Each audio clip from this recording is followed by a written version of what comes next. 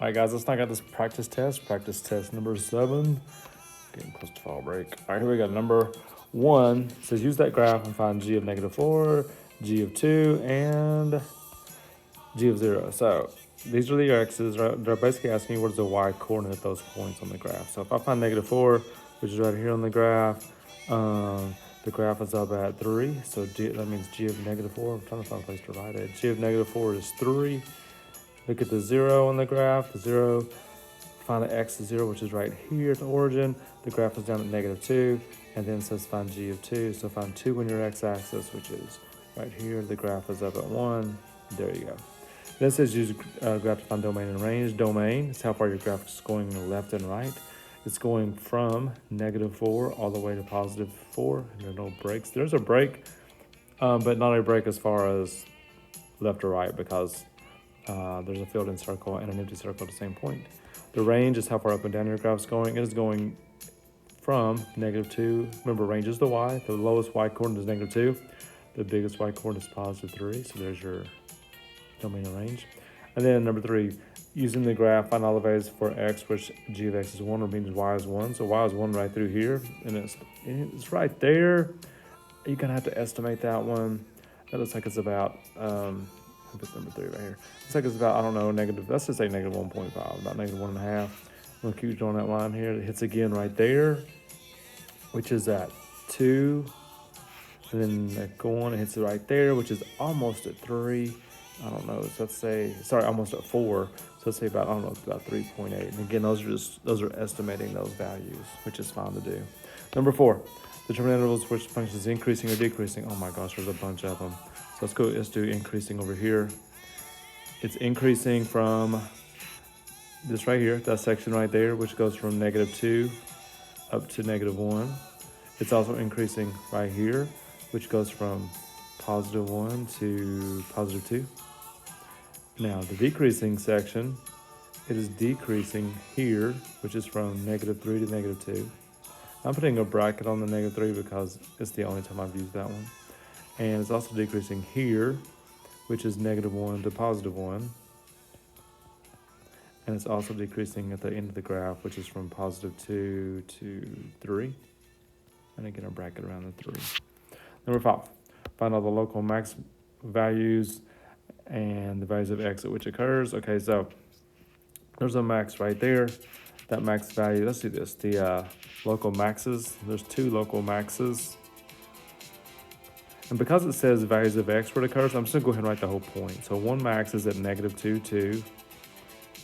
The other max is right here, which looks like it's at 2, 1. And there's one local min, which is right here.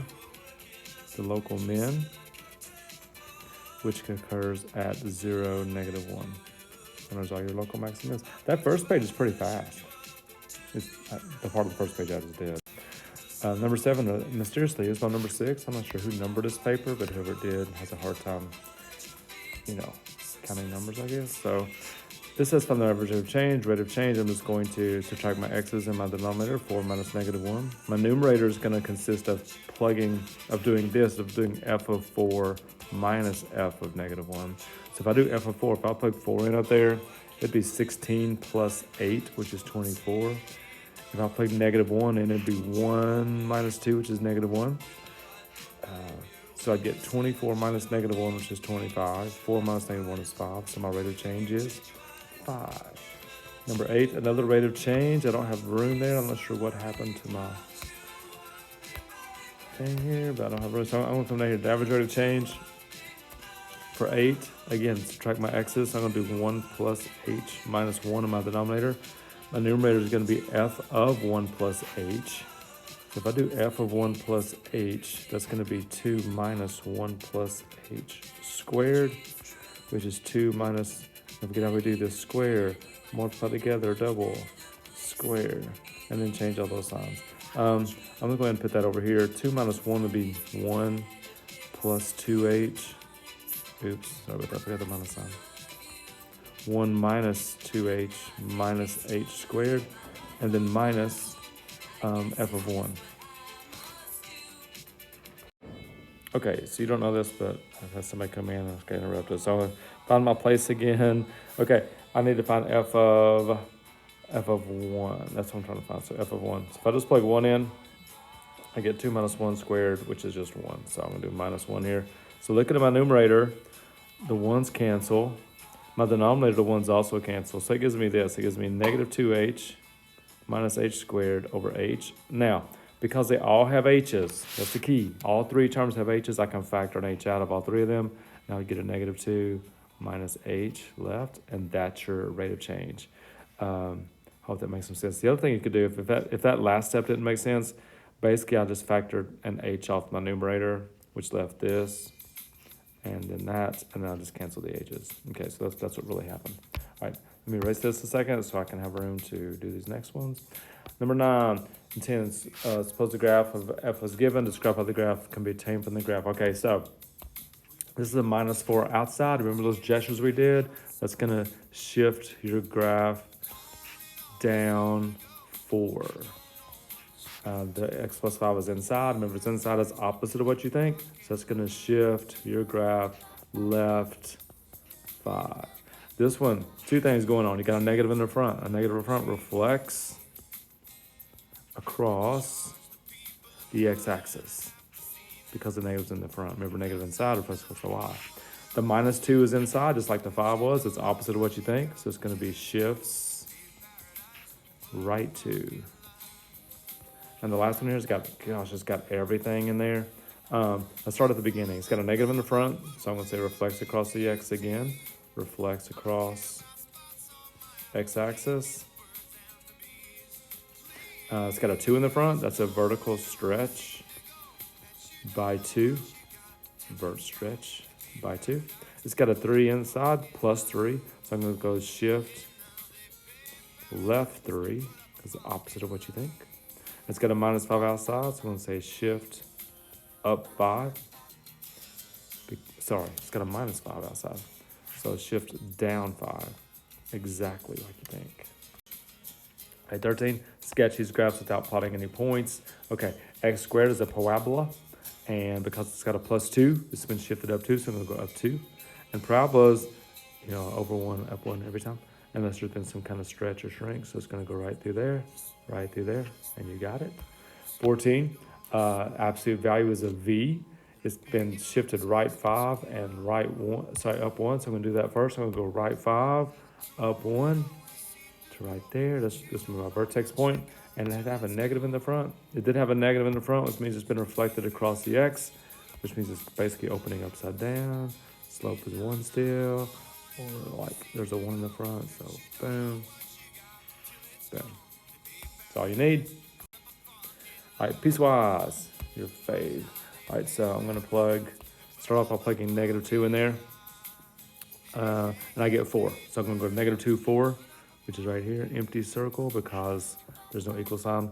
And because it's going left here, I'm going to go 1 to the left, which means plug in negative 3, I get 4, negative 5, I get 4. So that line's going just like this. That's a horizontal line. This one is awesome because it gave me where to start and where to stop. If I plug negative 2 in there and squared, I get 4. And this time it's filled in, so I'm really filling in that same circle. Don't let that confuse you, but the filling in overrules the other one. If I plug in positive 2, I get positive 4, which is up here. It's a parabola, so I'm going to keep plugging in points between negative 2 and 2. So if I plug in negative 1, that's 1. If I plug in 0, it's 0. 1 is 1. So I'm getting this part of the parabola. Now, no arrows, right, because it's just that section of the parabola. And the last part, take this 2, plug it in there. Negative 2 plus 6 is 4, so negative 2, 4. Again, same spot it was. Should be an empty circle, but it's already filled in, so it's going to stay filled in. And let's see, going to the right, so I'm going to plug in 3. If I plug in 3, negative 3 plus 6 is 3. So if I plug in 3, I get 3 right there. Plug in 4, if I plug in 4, I get 2. So you can, oops, that's not 2. Plug in 4, I get 2. There we go. And that line is going just like this. And there it is. It's a cool looking graph. 16. Need a sign graph for this one. You already have it equal to 0, which is awesome. So I'm going to put in negative 4 on my sign graph and also positive 2. And I'm plugging in 100, which means I'd get a 104 and a 98, which is definitely positive. So I get plus, minus, plus. And because the sign says less than 0, I'm looking for where the minus sign is, and the minus sign is between -4 and 2. And I'm using brackets because of the equal sign. And the last one, factor x to the 5th minus x squared. Always look for GCF first. If I take out an x squared, which is a GCF, it leaves me x cubed minus 1, which is cubes.